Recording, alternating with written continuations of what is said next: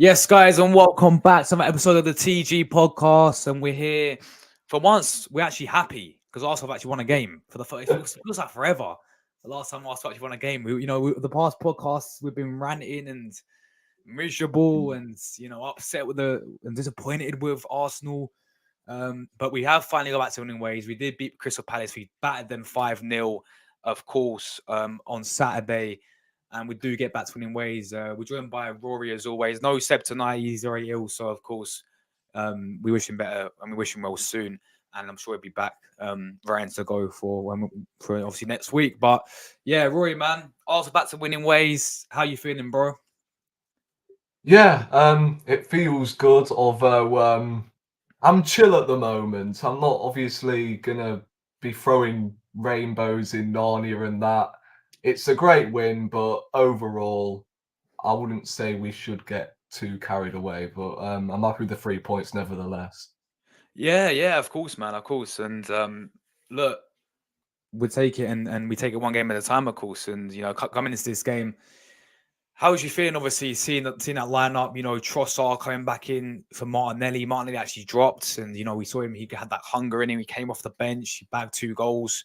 Gabriel, Rory, should we make Gabriel new striker?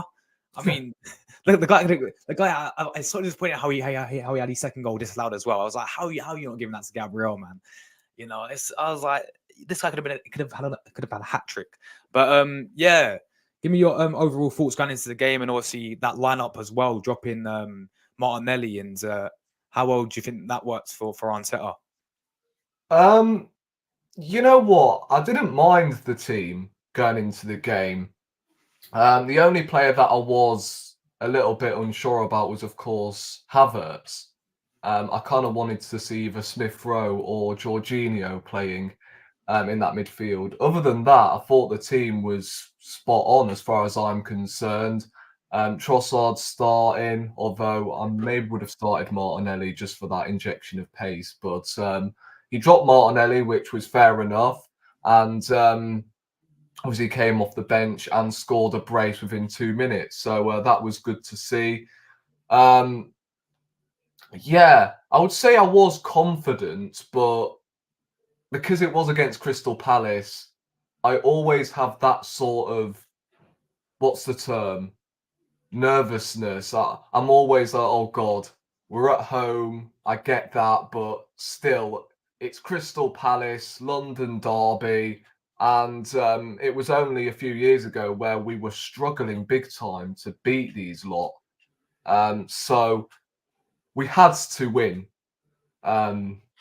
Was it Saturday? Yeah, it was Saturday.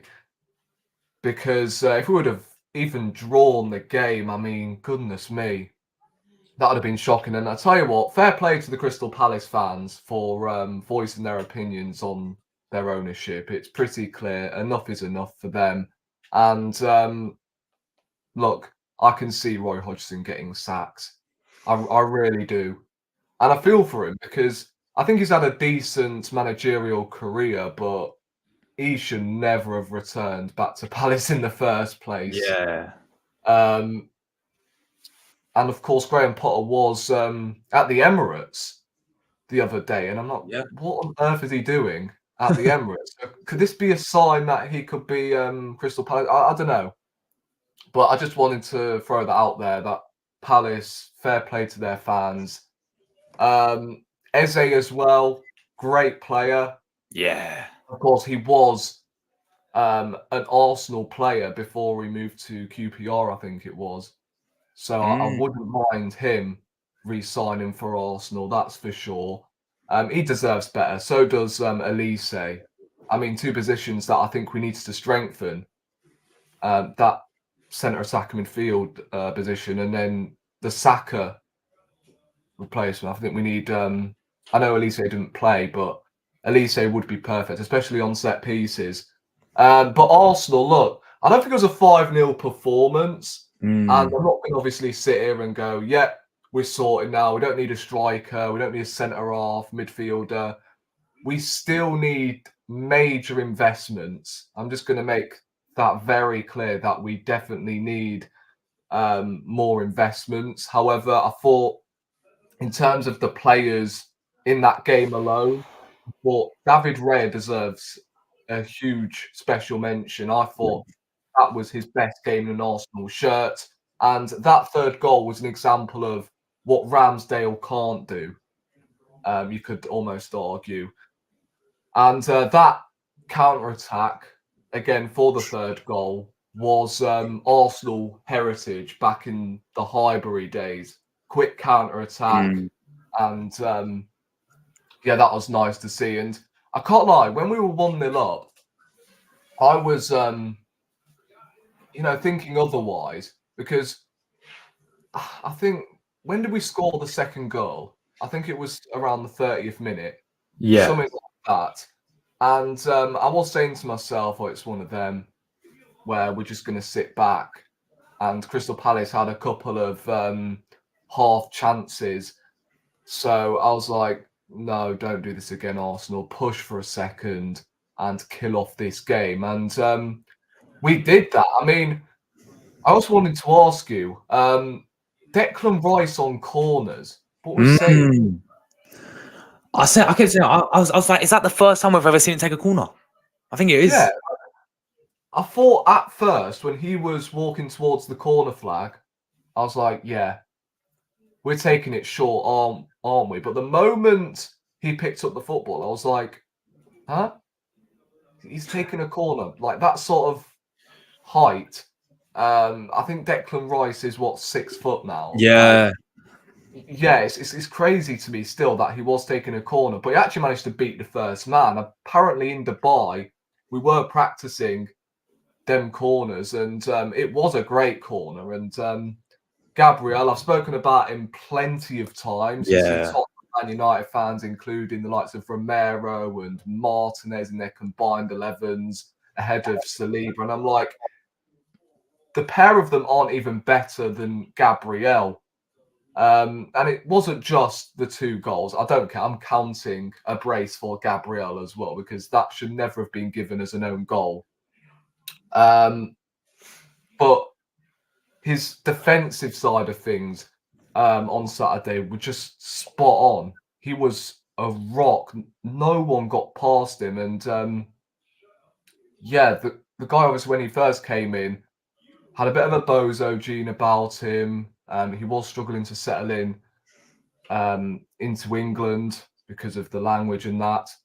But I've sat there every time I've watched Gabriel and gone, I don't really see a bozo gene in him. Like, even when we were in the trenches under Arteta, when we were 15th and that, right, he was our best player. Obviously, he was in and out after the Christmas period, and he caught COVID. So it wasn't a nice second half of the season for Gabriel, but it doesn't take away the fact he was our best centre-half at the time. And since he's come in, no other centre-half has scored more goals than him in the Premier League. So I think he definitely deserves a lot more respect, not just from rival fans, but our own fans as well, needs to actually put some respect onto his name. Zinchenko, I think people are forgetting that it was his pass that led to the corner for the first goal. And I tweeted out whilst that happened, this guy needs to play in midfield. And look, although he had a very good game and he was actually pretty good defensively, he was up against Will Hughes. Like, let's be totally frank. If Elise was playing on the right-hand side, then I think it would have been a different story. But besides about that, Zinchenko actually had a really good game. I was hearing fans saying Declan Rice had a poor game, and I'm like, nah, because we were in the driving seat and we didn't really need to be as dominant. He was just keeping things ticking. And it's funny because whenever Jorginho and El Neni do it, it's, they're keeping things ticking and that. Like, I don't get these fans sometimes. And after a couple of, I would say, average games, people are then going, oh, he's not the guy, blah, blah, blah. Don't forget, the guy's 25 and he's still got room to improve.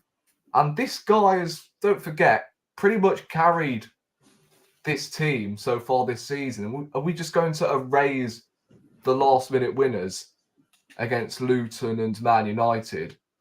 This guy's been one of our most consistent players this season as well. Like, yeah, he's not the guy anymore. No, like what I don't think he's had two bad games. Like, I don't think he was man. bad against Palace.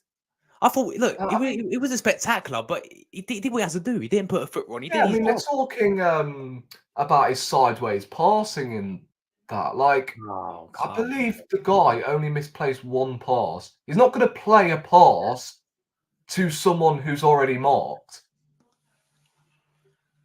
Right? Yes, he can be a little bit frustrating, and there's times where I'm like, yeah, you've got to play the ball to left-hand side because it's always down the right.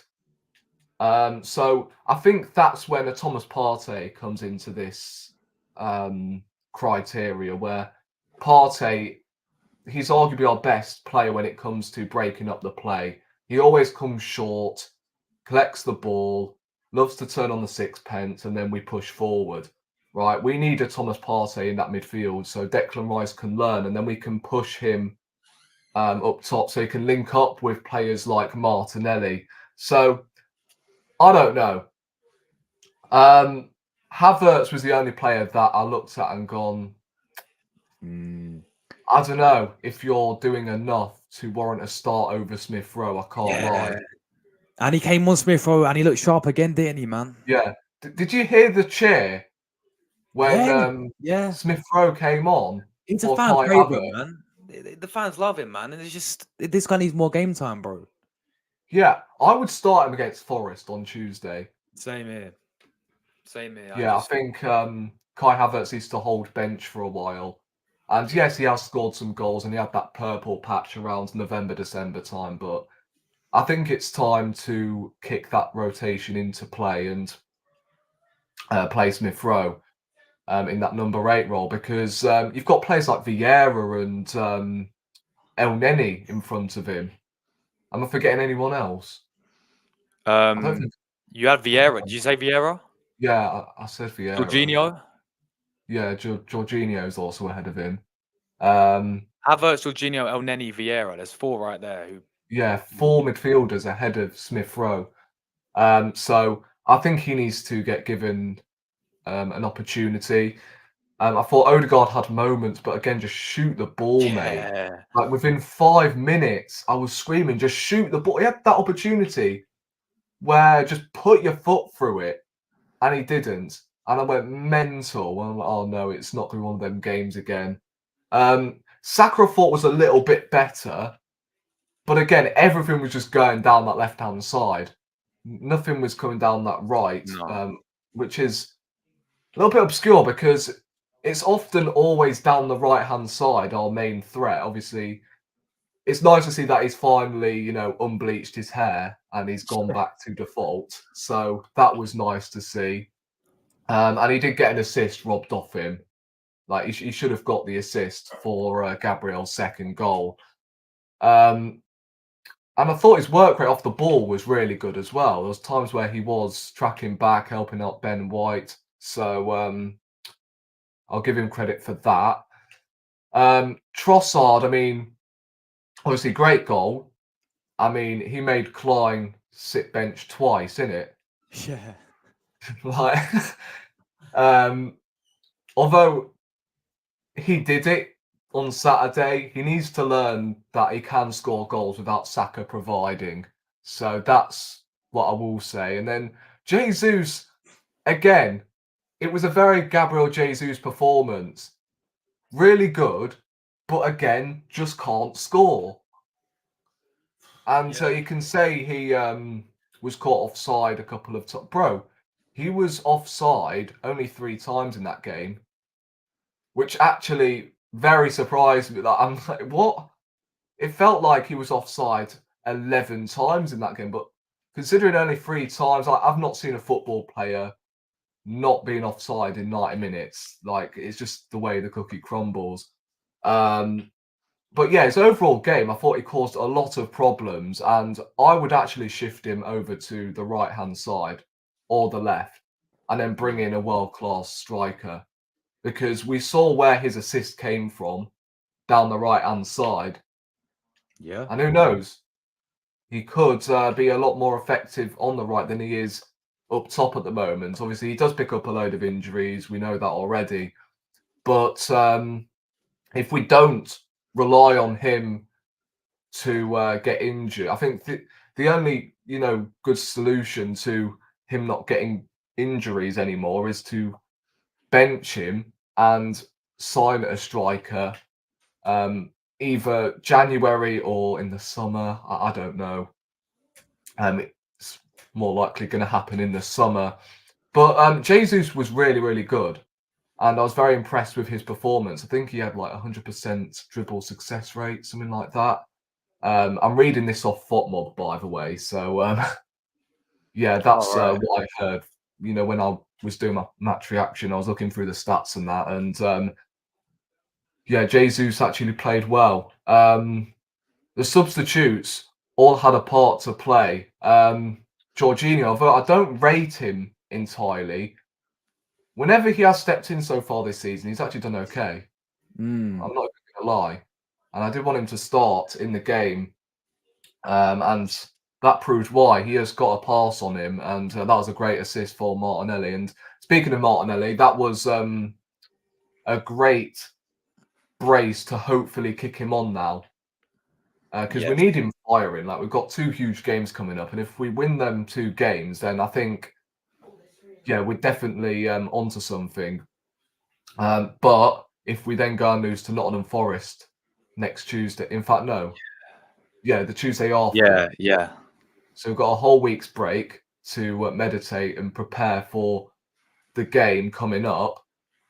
And we'll just see where we are. I mean, Nottingham Forest away is never easy. They've got Nuno as their manager, who's done okay. And maybe this is a perfect time to play them, because obviously they've just come back off a defeat. However, I don't know when their points are going to get deducted. So if that's before the Arsenal game, then yeah, their crowd could be up for it. I can't lie. That is the trouble with going into a game against Nottingham Forest. And of course, we haven't beaten them at their ground since 2016. Oh my God. Yeah, that was in the League Cup. 4-1, wasn't it? 4-0. Oh, 4-0. 4-0. That was it. Yeah, so it is a difficult place to go, and I just hope we have the fundamentals to go and pick up a result, or else this result means absolutely nothing. It's just papering over the. I still think it is papering over some cracks over the last couple of weeks, but still, if we wouldn't have won, then I think the title would have been out of reach. I can't lie. I still don't think we will win the league at the moment. I think Man City obviously are firm favourites because of the return of De Bruyne. But we just have to keep doing what we're doing at the moment, right? Like we should have done last season, and not worry about Manchester City on our tails. So we just have to keep picking up results and just hope Liverpool drop points in that period where Salah's still at AFCON and they've still got injuries. Right, we've got players coming back as well. I'm hearing Timber could be returning to training next month, so that's good news. Partey should be only a couple of weeks away, so hopefully, and of course Tomiyasu, I'm forgetting about him. He should be back soon enough. But overall, look, I'm happy with the victory. It's just I don't think we should get ourselves carried away too much. Because it is Crystal Palace and they are a shocking side at the moment, and they are riddled with, injuries, and obviously their fan base is hell toxic at the moment. So we'll see what happens, and hopefully we do bring in some heads through the door, because I think we still need it. I really do. I mean, yeah, let's move on to that then. Obviously, 22 days in. We're still signed no one. Have we sold anyone? I don't think we've sold anyone. I I think we bought Marquinhos. We bought Marquinhos back from loan. BRF's come back, but he's gone straight back out on But then, loan. yeah, I think that's the only guy we sort of got rid of. He's gone back on loan. So 22 days in. What's been your thoughts on this current window, man? Oh, it's been one of the worst transfer windows I've ever sat through. I mean, the only saving grace and the only excuse these fans will come up with is, oh, but no one else has made any business other than Tottenham. Obviously, Liverpool are top of the league at the moment. You would expect them to be busy, but no, it's because of profit sustainability in it. Yeah, It's just horrible. Or else, who knows? We could have thrown bids in at Ivan Toney and that. I was hearing just now that we were offered Karim Benzema early on in the transfer window, but we rejected it, didn't we? We want a defender instead. And look, we do need a backup to Saliba, don't get me wrong. Yeah. But we need a striker desperately. Like, if we would have got a Benzema through the door, oh my God, that would have lifted everyone's mood. But we didn't. And that is the trouble. Yeah. Look, I'm hearing Zubimendi wants to... Look, just get anyone in at this rate. Right, midfield, centre-half, striker, whatever. Just get a midfielder in at least. But look, I don't know. It's difficult when you have profit sustainability right up your backside, and you know we're not the only team that is suffering with it. We've got Liverpool, Chelsea is a surprise to me as well. Everyone's just taking it easy this January, and look, although I understand that we can't, splash 100 million, because don't forget, FFP are right up our arses, and say if we did splash 100 million on Ivan Toney, then I think that could be us done at it. I mean, like 10 points deduction and that, it's just horrible. But you're telling me we couldn't loan in someone? I mean, that's my only issue. Like, I know we still have to pay wages and that. Like, that is the trouble with Karim Benzema. Like, he's on what, 1.2 million per week? Yeah. In Saudi Arabia, so we'll have to pay like 600k of his, like, Jesus Christ. It's a lot, so look, at the same time, I understand like what's going on in this transfer window and why we are taking it so easy at the moment. But at the same time, there are players out there that we can go and get that, are available for 6 months. But look, I thought maybe selling players would be our only saving grace. We haven't even sold anyone, which I don't know whether that's good or bad, because look, I want the whole core of our team to keep in place, but it's just players like Cedric and El Neni, Jorginho, like those are players that we can get money for at least. Eddie Nketiah is another one. Like, we were given a substantial amount of money from, I think it was Crystal Palace or Fulham. Yeah. But we want to keep him instead. And that's what I just don't understand. Like, but still, like, these super fans will come out and say, oh, wow, Eddie Nketiah got an assist. We don't need Ivan Toney now. Like, please. Please pack it in. Oh my God. Look, overall, I literally have no words to describe this transfer window at the moment. It's been so boring. I think when it does close, I think we'll just be sat here relieved because it's just been a waste.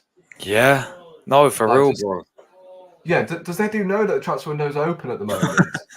Like, bro was at the FIFA Best Player Awards. Yeah.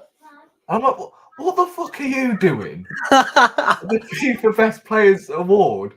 You're not nominated for it, and none of our players are nominated. So what the fuck are you doing there? Like, bro.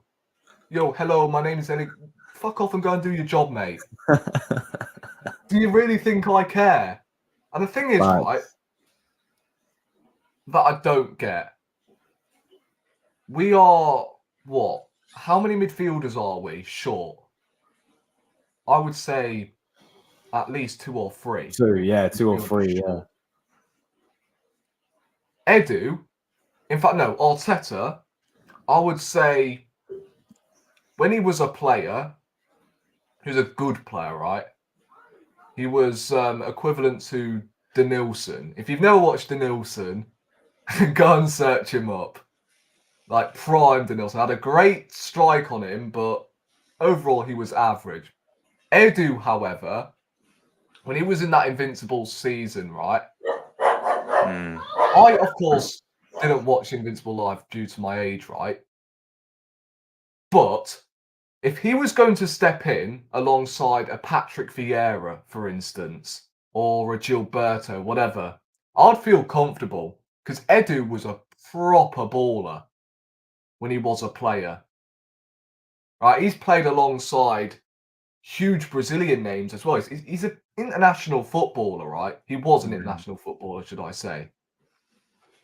So how the fuck have you rocked up to Chelsea with 60 odd million to buy Kai Havertz? We have 2 midfielders running the football club, yet we're still 3 or 4 midfielders short. Can you work that one out? It's baffling, bro. It's actually baffling. Like, it's not just midfielders as well. Like, defenders, back up for Saka now. I mean, we need the backup for Saka for ages, bro. Like, obviously, the striker's one of the main. There's so many positions that we need to go out there and sign. There's like multiple positions we need to go out there and sign, and it's just not looking good at all this window, bro. I said it. I don't see us signing anyone, bro. I don't. Neither do I. I don't, and it's not good enough. And maybe Zubamendi.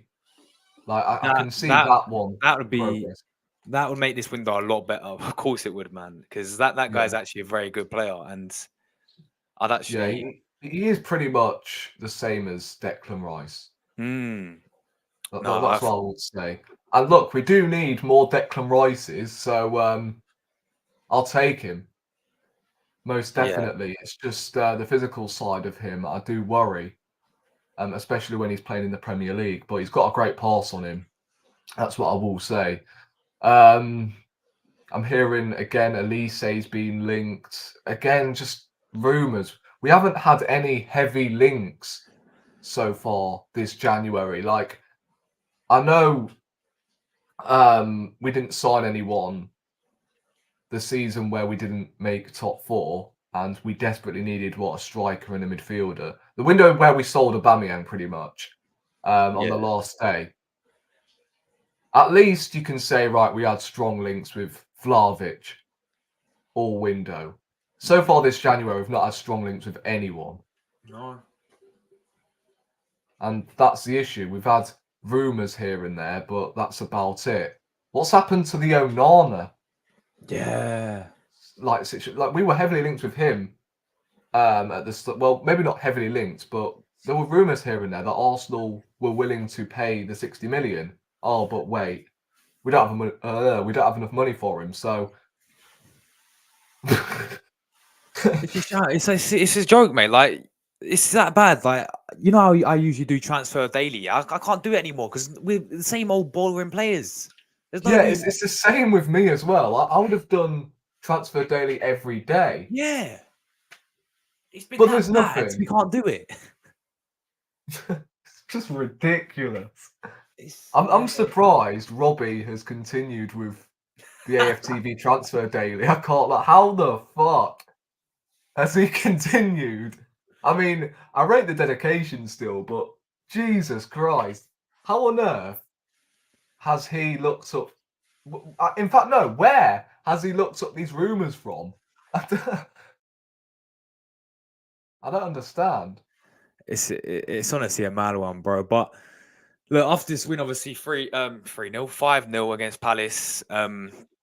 Look, we for me, we look at it. We take it one game at a time as always. We've got Forest away next, and then the big one against Liverpool, bro. Massive one at the Emirates against Liverpool. I don't think they have Salah, do they? Obviously, I think he's picked up an injury in AFCON, so he might be missing. But I don't know yeah, whether Trent is still missing though. Trent possibly as well. They're gonna have a few players out, but yeah, look, I know you said obviously, They and still beat us even with yeah, injuries. yeah, exactly. I mean, they got world class players. They still got Allison. They still got Van Dijk. You know, they still got a fairly. I mean, they still got Jota who can turn up against us like he always does. Did he? He scored in the FA Cup one, didn't he? As well, the 2-0. Was that him? The second goal. No, it was an own Oh, goal from Kivior. Diaz. What? Oh no, Yeah, no, the second one. Diaz. Yeah, my bad. it was Diaz who scored. But still, man, that Jota guy. I mean, these upcoming games, bro. I mean, after winning this Palace game, it's good to be back on track. But how are you feeling, like in terms of? Do you see us still going all the way and competing in this title challenge? Do you think we should throw all our eggs in one basket for the Champions League? Like, where's your head at, man? With Arsenal now after winning this game. Well, I hope that this does give the confidence boost that we do need. Because, like, again, as I said, if we wouldn't have won the game against Crystal Palace, then it would have been absolute curtains. But we didn't, and it somewhat put us back in that title race. However, we haven't had that sort of statement victory yet so far this season, other than, of course, Manchester City. The only game where I've looked at and gone, yeah, I think that is the game where we could go on to win the league. But Liverpool, we didn't manage to beat them at Anfield. Newcastle away, didn't beat them. Aston Villa didn't beat them. So I feel like we need that. Because obviously we had plenty of statement victories last season. And I think back to Brentford was the one that I looked at specifically. Like, yeah, that was the statement victory for Arsenal because they beat every single. In fact, did they beat or did they just go unbeaten against every single top six club that they faced? I swear we was the only one who beat them away. The 3-0 Yeah, one. That was, but they went unbeaten to everyone else. yeah. So there you go. That was the game where I thought, yeah, what an underrated result. I've not really had that so far this season. Fulham to an extent as well. Like they were very good at home. So I think if we have a couple of them towards, I would say the end of the season, then yeah, well, I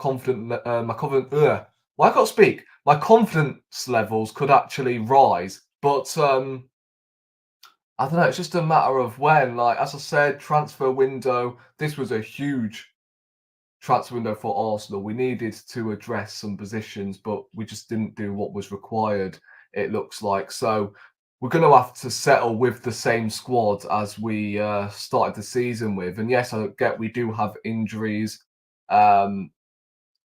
And, you know, we've got players returning, but still, although I love Thomas Partey, can we rely on him from January to May? I don't think we can. And whether he's going to be the same player as he was last season, and whether he's actually going to play in his right position as well, like, we don't know that. We don't know with this Arteta Donny, right? So, I don't know what happens with Thomas Partey when he comes back. It could be another case of Rice, Havertz, and Odegaard in the midfield, and Partey's just sat on the bench for no reason. Yeah, we've got Tomiyasu coming back. He's been good so far this season. But he's going to have to meditate for a couple of weeks before, you know, he eventually comes back. So look, Arteta, the thing with this Arteta done it right, he can't, pull together a consistent run-in when, he hasn't got his first team. Like, if he has his first team, then he can definitely work with it. But, when one player is out injured or suspended, whatever, we just fall apart. Like last season, we lost Saliba and we bottled the league title. This season, we lost Xhaka. Whatever you thought of Granit Xhaka, he was the guy that somewhat balanced up our midfield. He's gone, and we don't look like the same team as we were last season. I think we're like, 15 points off the points tally that we had halfway through last season. So look, we always have that in our DNA where we just fall apart after one player that breaks down. And, if Saliba and Gabriel, in fact, no, one of them two centre backs breaks down, or if Declan Rice would have been out for the rest of January, luckily, I've read on Twitter that he is fine and he's expected to be fit and available against Nottingham Forest. But I feel like Declan Rice, we're not going to be able to rely on him every single week. And, it's going to get up to a point where,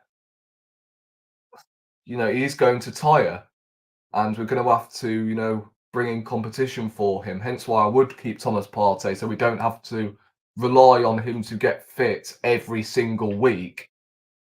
So we can just bring him on every now and again if Declan Rice is knackered or injured, whatever, because that is squad depth. And, maybe 30, 31, I don't know.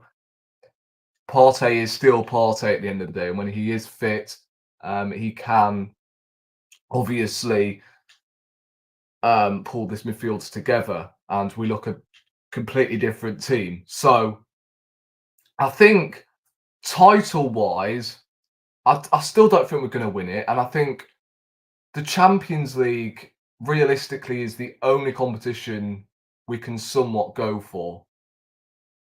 Because, look, although Real Madrid and Atletico Madrid are still in it, you've got City, of course. Not a lot of them teams, other than City, are familiar with us because this is a new team. Right, we haven't been in the Champions League since 2017, and there's no players from that first 11 that we had in 2017 that we still have. So, look, I think for me, none of this, semi-final is the target, blah blah. No, the target surely has to, win the whole thing for God's sake. Not, cherry picking certain stages here and there of the Champions League. Just go and win it. Like, according to the odds, right, we are fourth favourites for the Champions League. Like, there's no excuses to not get as far in the Champions League. Like, come on, no disrespect, but we've got Porto in the next round. We should be beating them. But you can never predict Arsenal, especially in Europe. And last season in the Europa League, we got knocked out in Lisbon, man. by Sporting. So, look, Porto are around fourth in their league, and there is no excuses whatsoever. If we get knocked out by Porto, then you've got to look at the manager, 100%. Like, we all said this before the season started. Like, if this guy does not win anything, he's only got the Premier League and Champions League to play for. If he wins one of them, then 100% deserves to stay on. But if he doesn't, then he's got to go. Like, there's no two ways of putting it. And people go, oh, well, that's not... Well, yeah, I say it's more than fair Of to sack course. him. Like, I don't know where these people are coming from. It's not fair if you sack Mikel Arteta. You're acting like he's some sort of, I don't know, God. teacher at school or something. Like, oh, that's not fair if you sack a teacher from your primary school and that. Like, come on. Yeah, it's a mad one. Like, 100% agree, man. He's always got left Champions League, and okay, maybe there's a bit of context to it. Like, all right, maybe if we lose the league on 1 point against Man City, you can sit there and say, all right, maybe fair play. Look, we got there to the end. We lost on 1 point to Man City. It wasn't meant to be. You could add context to it, I guess, as well. Yeah. Look, and let's say if we get Champions League final and then we lose on penalties to Real Madrid, fair enough. All right, I can accept that. But at the same Yeah. time, the context aside, yeah, this is what has happened. Yeah, is Arteta has got this will either make him or making or break him, because if he wins a Premier League or Champions League, that is massive.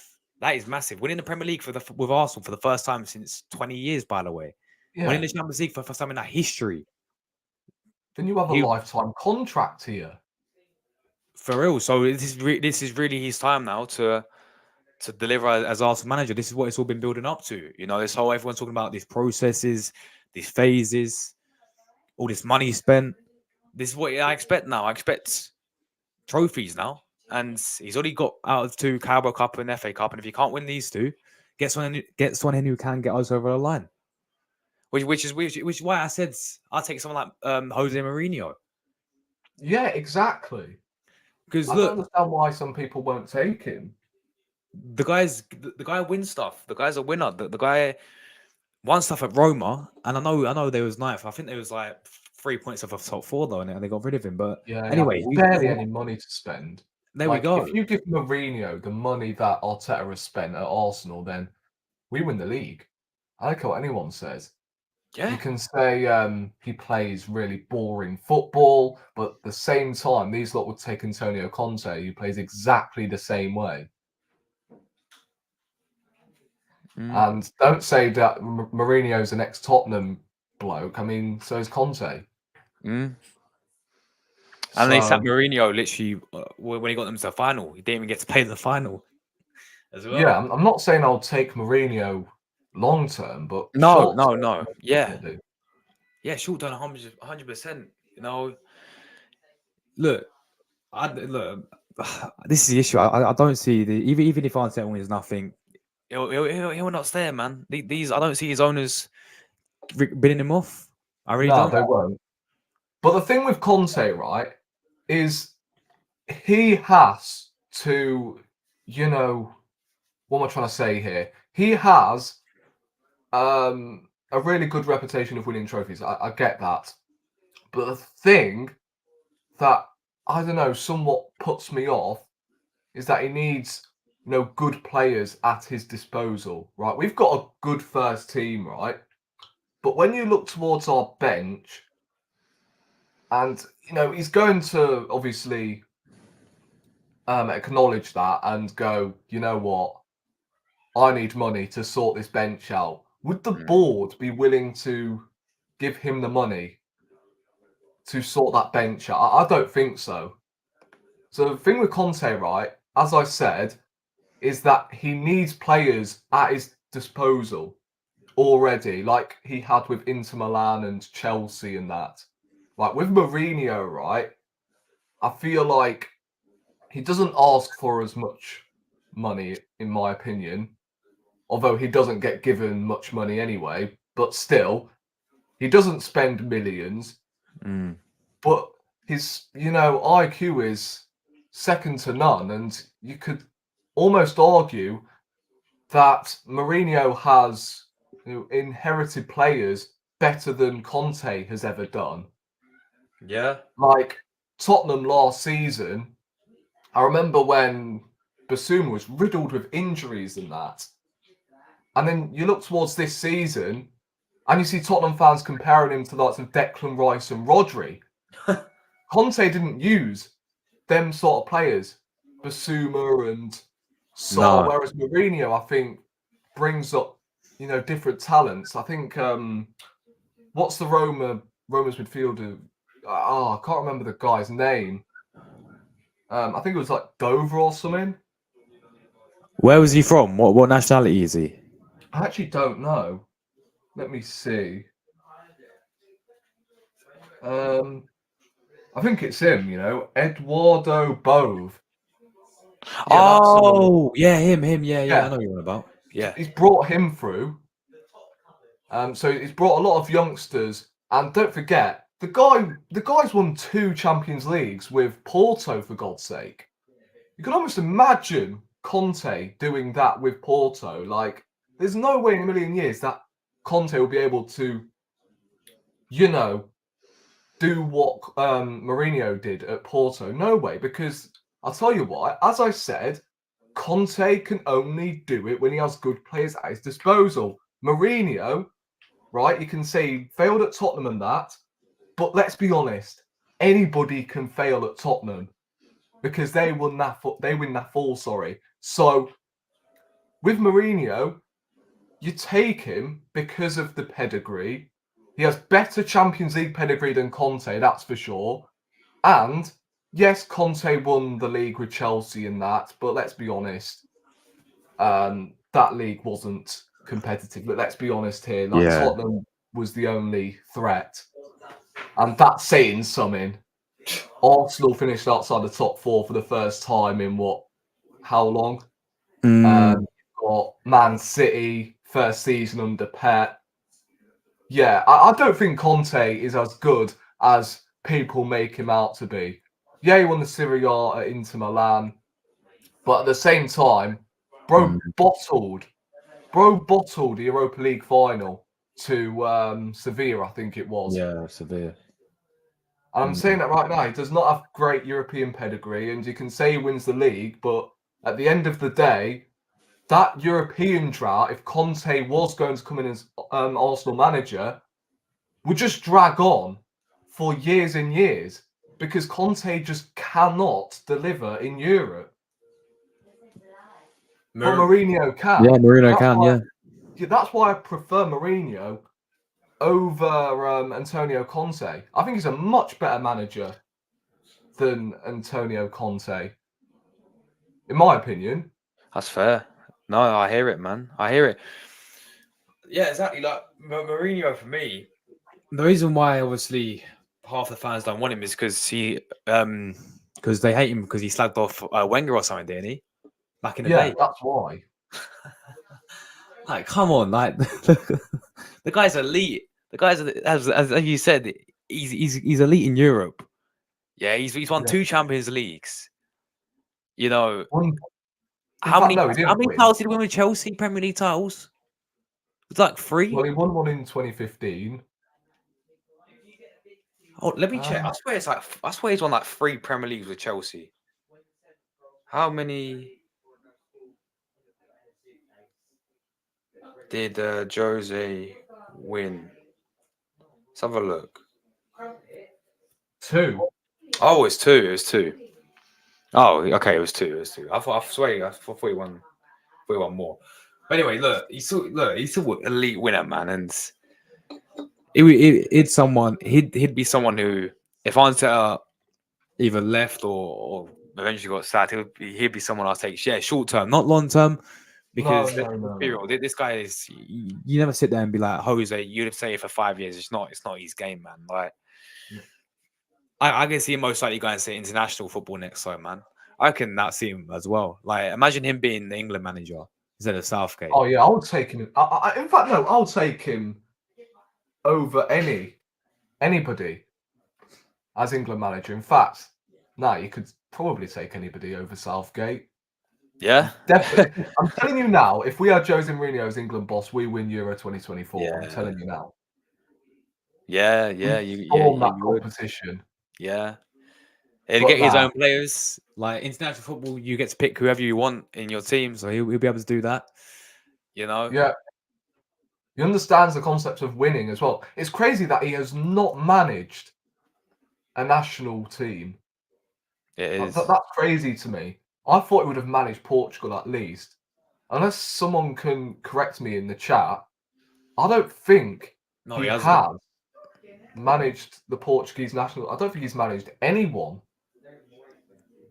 But you know what? At the same time, I don't blame him because, as I was going to say, Mourinho has reached back-to-back European finals with that Roma side. Now, let's be honest. Yeah, I know it was the Conference League, but you might as well go on to win. I would rather.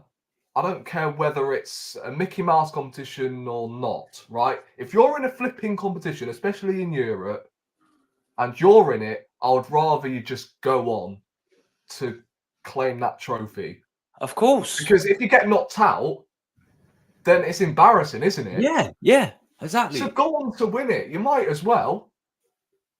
And then you've got the Europa League he reached due to corruption with Anthony Taylor. Let's be honest here. I think Roma would have won that if that penalty was given. But obviously, Sevilla, let's be honest, if Mourinho was managing Sevilla, then it wouldn't have made a difference, would it? Yeah. He would have won that final. So, yeah. I think, look, Mourinho is definitely a guy that I just don't see it happening, though, because of, how long we have persisted with Arteta, and I think it will continue, although he does have 18 months left on his contract. Yes. So, I don't know. If he doesn't win anything this season, then he doesn't deserve that long-term contract. No. I'm telling you now. We should just allow that contract to run down, like we did with Arsene Wenger. And then appoint someone that is elite. Like Zidane is still available. He's been available for 2 years now? Yeah, 2 years, bro. It's kind of mad. Unbelievable. He's another shout. You got managers out there, man. Like Hansi Flick's available. Yeah, another one. Mancini. In fact, no, he's not available, is he? But still, He's it's not Saudi long now, until he's going to quit Saudi, is it? Yeah, he's managing the national team now, Mancini. But yeah, like Hansi Flick's won like 6 trophies in one season with Bayern Munich, for example. Yeah. Yeah, and then people will sit there. Oh, he failed at Germany. At the end of the day, mate, it's different That's when it comes international football. International football, exactly. It's different when it comes to international football compared to club football. Man won 6 trophies with Bayern Munich in one season, wherever it was.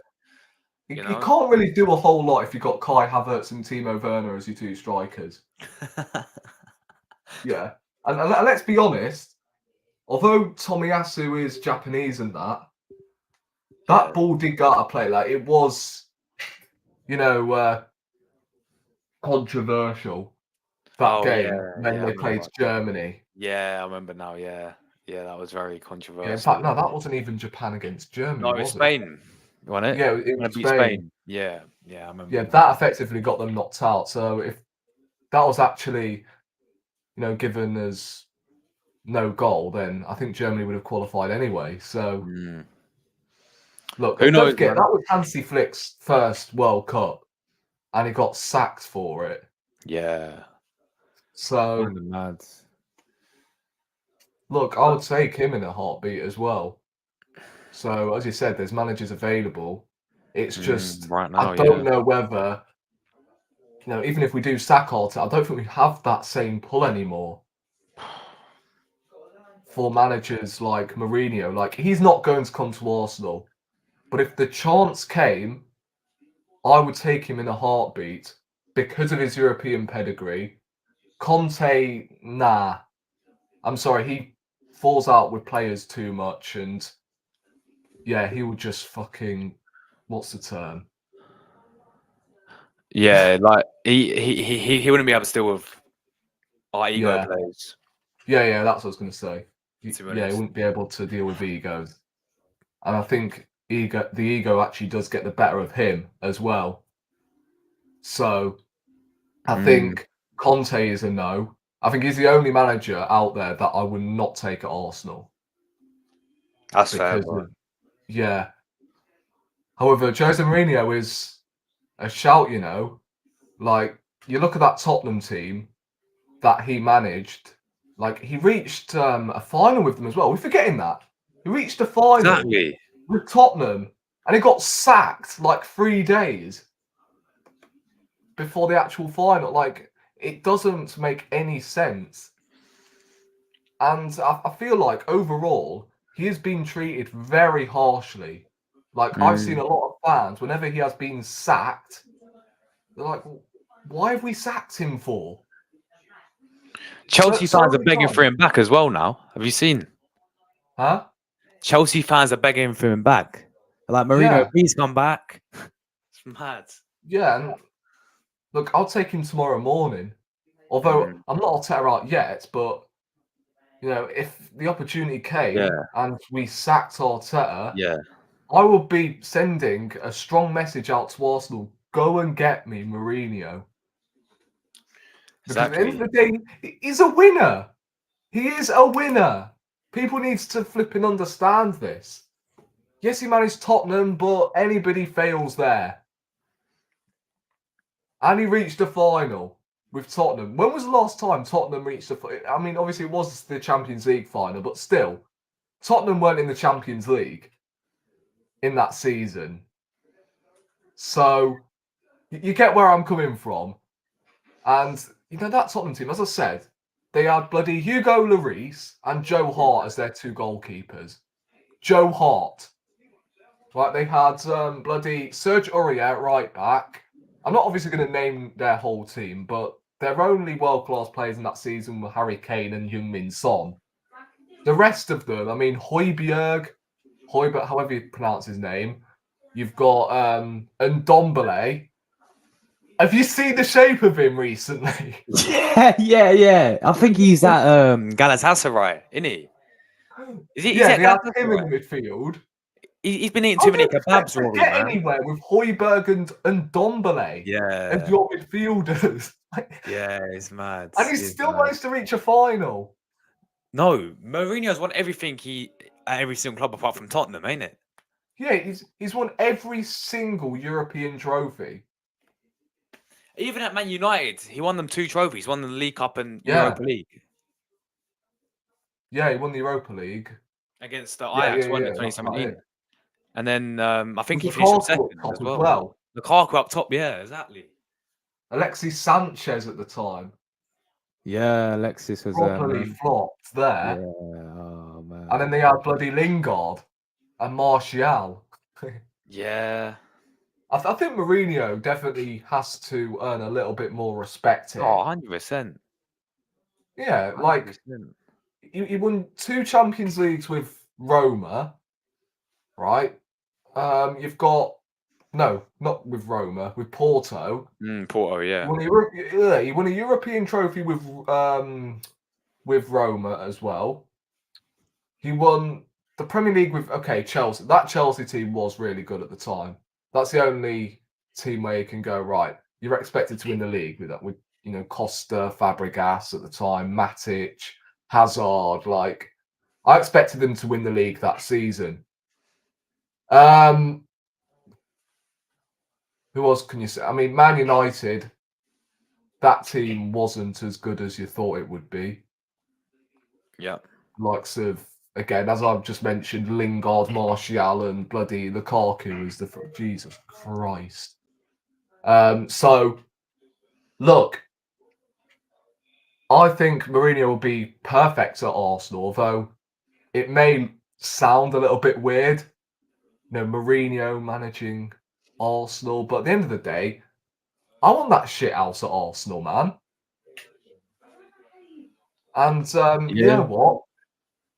If he does call out the board for their incompetence, then feel free to. Because at the end of the day, I don't really want any more of this PR. Like, exactly. I want a manager. I'm not saying Arteta isn't that, by the way. He is very ambitious. But if things aren't going right with Mourinho, then he would bloody... He will call the board out. And look, Conte will probably do the same thing. And that's what I would say. Because obviously Tottenham, that was his last moments as Tottenham manager, right? He was calling out the players and the whole flipping club. Yeah. He had enough, man. He just dipped. Yeah, but at the end of the day, you know, if I was Arteta out, but he went into a press conference and called out the whole club for what they are, then I'll go, you know what? You've actually said it how it is, mate. Yeah, for real. Yeah. So, look, I think, as I said, Mourinho will be probably my number one choice, actually. I don't think I'll take anyone else. I mean, Hansi Flick's obviously the guy I would like at Arsenal as well. When you look at, young and up and coming, and if Mourinho was going to move on after a season, then I think Hansi Flick would be perfect for long term. Zidane as well. What about if Xabi Alonso, well, say next season, we get to a new season. Say if Xabi Alonso wins Leverkusen Bundesliga, or if the Girona manager wins Girona La Liga, would you take one of them? Yeah, I mean, I can see them both going to a big club. Yeah. I can't lie. I can see Xabi Alonso going to probably say Napoli or That's a shout. Real Madrid. I don't know. I mean, I don't think Madrid will sack Ancelotti, although their fans are very demanding, aren't they? And I like them. It's madness. So yeah, I think Napoli is probably the only team that I can see Xabi Alonso going. What's the name of the Girona manager again? Is it Miguel? Wait, say that again? I think you said it. Is it who is the Girona manager again? I can't remember his fluid name. Girona manager. But actually, Michelle in it. Yeah, Michelle. Yes. I said Miguel. Yeah, Michelle. Yeah, he would be a class appointment. If he would have won the league at Girona, then I'll take him in a heartbeat. Yes. Yeah, 100%. Have you seen their team? If he wins that league over Real Madrid, get the guy. Oh my God. Yeah, let me just read out a couple of their players as well, because honest to flipping God, they've got like a 40-year-old Daily Blind in their team week in, week out for them. It's crazy. Yeah. And they're beating Real Madrid. I'm trying to find. Right. Their starting 11, Gazaniga, Spurs and Fulham reject for free. Miguel, right mid, Academy, 4 million. Daily Blind, free. Yuwampi, however you say his name, 1.8 million 8 years ago. Wow. Yankuto, however you say his name, City on loan. Herrera, City, 4 million. Gankov, Dynamo Kiev, 5 million. Ivan Martin, Villarreal, 2 million. Savio. Where is he from again? Where's Savio from? I swear, I've heard that guy before, you know. Is he Man City? Savio. He played for this Brazilian team. He played for CAM in Brazil, Club Atlético in Brazil. Oh no, it's on loan at League 2 club Troyes. Oh, there we go then. There we go. Yeah, Porto 1.5 million from Getafe and Dovbyk 7.7 million. There we go. That is their team. Yeah, they're top of La Liga. And I can't lie, I haven't watched La Liga that much this season. So I don't really have, an answer to, how he plays football. But if it's anything, how I want it to be, like tiki-taka and shit, then I'm up for it. I think he's a young manager as well. He's 48 now. 48, perfect. Yeah, 48, exactly. Young manager. And if he's if he certainly beats Real Madrid to the league with Girona, and he's been there for a few years as well, hasn't he? He took them from relegation in League Two in the Spanish second division to the mid-table to Yeah, title challenge. So they were 10th last season, weren't they? exactly, yeah, In 10th. So fact, he took them from relegation to 10th. yeah. So he's definitely progressed as a manager, that's for sure. He's got that experience as well. So yeah, he could be definitely a shout. Xavi Alonso as well doing bits. I've noticed Granit Xhaka 2 years in a row, man's got it in a title race as well. You noticed that with Arsenal and now with Leverkusen. Yeah. The Xhaka effect, bro. It's kind of mad. I actually feel like we missed him as well. I'm not gonna lie. Yeah. How has that changed all of a sudden? We've gone from not making Champions League since Granit Xhaka came in through the door, and now we've made it back into the Champions League title race, and he's moved on to Leverkusen, and he's top of the Bundesliga with Leverkusen. How the fuck has this guy turned around his career? I have no idea. Mad. And they're unbeaten as well. Oh, it's crazy. It's crazy. Yeah. Yeah. Also, I was about to say, Bayern Munich, they lost to Werder Bremen, I think, the other day. Yeah. And they're like 7 points off the top. He could If do Thomas it. Tuchel was going to ever become available, There's another one, then man. I'll take him. There's another one. So there's another manager. There's another one. There's plenty out there, people. There's plenty out there. So look, by all look, we're not saying we're saying right now, Arteta's got to deliver us as fans a trophy this season, yeah. And if he doesn't, it's time to move on. So look, we ain't handing him out the football club just yet, people. We ain't saying Arteta out and all that stuff, getting the banners out just yet. All right, we're just saying, it's time to deliver now. All right. We're doing a Crystal Palace or anything. Just exactly. So of course we want him to succeed. Of course we do. Oh, Man. of course, and I really hope he does go and win us a Premier League title this season, or a Champions League, because we haven't won a Champions League in our history. Last time we won Premier League 20 years ago, and I said if he did, his club. How's the phrase? He's started as a manager and as a person at Arsenal will increase massively. He would have ultimately become our best manager we've had. Yeah, pretty much. Although Arsene Wenger, if his status is not going to obviously get removed. Like, he's got a statue outside of the Emirates. Obviously, he is, as we're speaking, the best manager we've ever had. Although, I'll be honest, we treated him very badly. Although he had to go, don't get me wrong, because we were going backwards at the time. Yeah. But, yeah, all I'm going to say is I think we did treat him a little bit. You get what I'm saying? It's just, yeah. I think all the abuse that he received was unnecessary. You can say you want the manager out and that, but still. Yeah.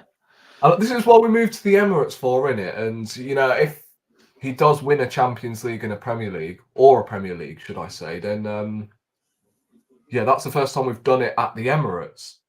And, that is what we were required at the end of the day. We were going to win Premier Leagues, Champions League, we're going to compete at the top level, and we haven't done that in over a decade. Last season, we started to do it, which was nice to see. This season was just, no excuses whatsoever, and yeah, I'm just hoping that at the end of January, we pick up at least someone on loan, even if it's on loan, just pick up someone like Karim Benzema or I don't know, just pick up someone on loan who can help us from now to the end of the season, because we've seen how effective January signings can be over recent years. And I can, tail back to, I would say, 2020, where Bruno Fernandes came in at Man United, made a huge impact. You have, who else can you say? Luis Diaz at Liverpool. Yeah. Even Tottenham had a couple that actually, got them top 4 ahead of us. Just a sign or two that can change everything. Yeah. And I think we need that, man, and we just haven't. Right, Trossard, don't get me wrong, last January was brilliant at the time. He made a really big impact. But again, we just don't have them sort of statement signings. Other than Aubameyang, we've not really thrown the money out and bought someone massive. I would probably say our best 3 January signings have been Arshavin. Did we sign Fabregas? In fact, no, Fabregas was through our academy, wasn't he? Arshavin. Yeah, Arshavin. We signed in January. And then there's one more. I'm forgetting.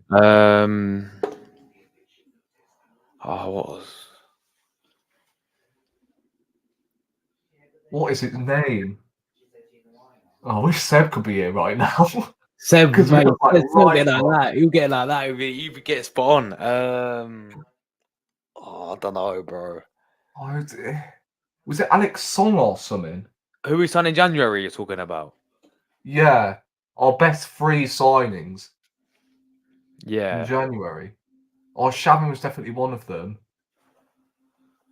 Aubameyang's another, in my opinion, and then there's another one. Yeah, Aubameyang certainly is one. I can't remember the other one. Could be.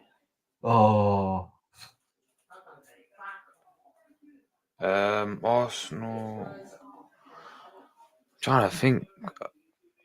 Let me search them up. So, jeez.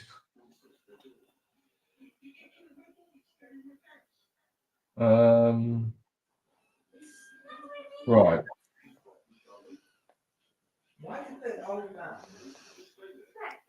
Oh, we signed Odegaard January, didn't we? Yeah, he's not really the one I'm talking about though.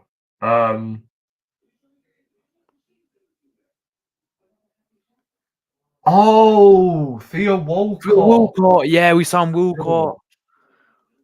In fact, we signed Henry on January as well, apparently. Oh no! It wasn't Walcott. It was Reyes. Oh, Antonio Reyes. Reyes, Yeah. Colo Torre.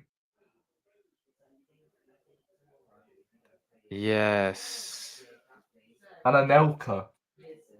There we go then, man. In fact, there's no way we signed Henry in January. Yeah, that's what I just said. Apparently, we signed Henry in January as well. What the hell? How did we sign Henry in January? Man, like Henry. But yeah, Reyes, Arshavin, and Aubameyang are my top 3. No, exactly, bro. Or you could say Colo Torre as well. Yeah. There we go, man. That is. We need that type of signing again, but I don't see it happening, bro. I don't see us signing anyone. Unless it's like back in the day when we signed Dennis Suarez and Kim Kallstrom. Oh my God. That again. Or oh man. Anyway, bro, we'll wrap this up. Big up as always for coming on. Always a pleasure. And yeah, any content wise you got coming up, bro? Just shout your channel as always. Yeah, so the behind the scenes video is taking some time to bloody edit, so that should be out somewhat this week. Tuesday actually. I'll see whether I can upload the video, but other than that, seeing as there's no transfer news and Arsenal aren't playing this weekend, it's quiet when it comes to content, man. So I actually don't know, other than the video that I've got planned, obviously. Yeah, we got another 9 days till we play, don't we? Now Forest away, and that another break off. Are Forest still in the FA Cup? Yeah, they are. Wait. Hold on a minute. No, I think they got knocked out. You know. Jesus, what a great game that No, was. no, they Brighton didn't. Wolves. They beat Blackpool, and now they're playing Bristol away in the 4th round. So they're playing on Friday. Look, we don't play in the FA Cup Mm. this weekend, and Forest do. So there's definitely no excuses on Tuesday. Yeah, for sure, bro. It's on Sky. Oh, is it not on telly? Oh, what? Oh, you're having a laugh. Oh my god. They ain't got a Sky or TNT or Prime. What's on telly instead? And none of these on TV. What? Oh wait, no. I think Forest Arsenal are on TNT Sports. Oh, okay. Yeah, it's on TNT Sports. Oh, there we go. That's good. That's good then. I was about to say. Anyway, people, big up everyone. As always, who tuned in. Really appreciate you guys' support. And They've got Crystal Palace and Sheffield United on TV. I would have gone fucking oh my insane. god, imagine. Imagine. Anyway, guys, big up everyone who tuned in as always. We're getting out of here. I'll see you guys tomorrow. What's Tuesday tomorrow? Yeah, I don't know what we'll upload, man. There's nothing to upload. There's no transfer news. There's nothing, people. There's literally Maybe you need to get yourself outdoors and that. Yeah, for real, man. Because that's my only solution, really. Maybe I should do some football challenges like Rory does, you know? Maybe that could be content. Anyway, people, take care, everyone.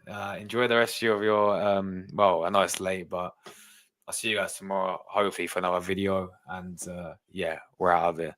Yes, Jordan, I know it's your birthday. Happy birthday to you tomorrow, Jordan. Yeah, I'll be on your stream tomorrow. And yes, happy birthday to you. Big up, man. And yeah, big up everyone who tuned in earlier. And we're getting out of here. Cheers, guys.